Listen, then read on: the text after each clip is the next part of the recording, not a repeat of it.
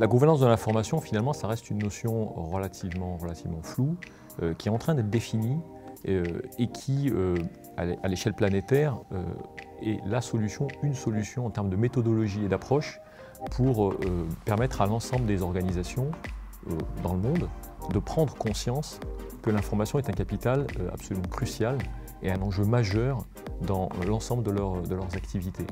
Ça recouvre des aspects organisationnels, processus, de responsabilisation aussi des acteurs, et puis bien sûr, derrière, ça entraîne tout un ensemble de technologies qui ont pour ambition et objectif finalement d'assainir et de se réapproprier une information qui est un enjeu majeur pour le monde de demain.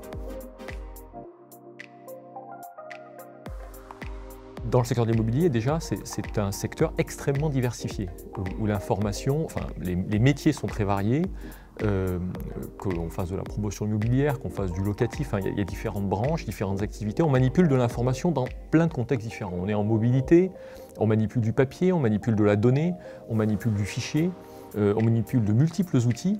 Et donc, il y a une diversité au niveau de l'information manipulée qui rend l'appropriation de l'information d'une grande complexité. Et en même temps, dans le secteur de l'immobilier, les acteurs sont extrêmement responsabilisés par rapport aux biens qui sont gérés, soit par des notions de garantie, soit par des engagements contractuels.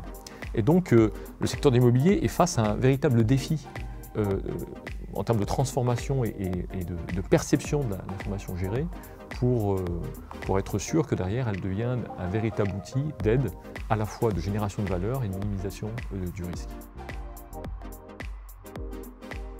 Standard Fidji, j'y suis déjà, au-delà du fait que je trouve que c'est un standard qui fait sens, il faut savoir que dans d'autres domaines, des standards équivalents existent. Dans le monde de l'archivistique, par exemple, il y a un standard qui s'appelle le standard CEDA-MEDONA, qui est d'ailleurs devenu une norme AFNOR, qui est devenue aussi une norme ISO, et qui détermine les modalités d'échange d'informations entre institutions qui s'échangent des documents archives. Fidji, finalement, intuitivement, est rentré dans une dynamique similaire, tout à fait saine, qui permet de disposer d'un dialogue commun entre acteurs pour pouvoir s'échanger de l'information. J'y suis aussi affectivement attaché parce que je trouve que la dynamique de l'association est vraiment attachante.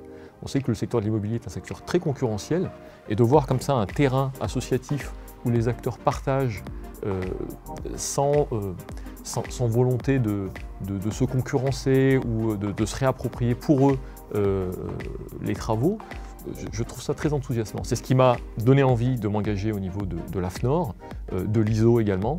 Et donc tout naturellement, travailler avec l'association Fidji et les standards Fidji, c'est pour moi un plaisir.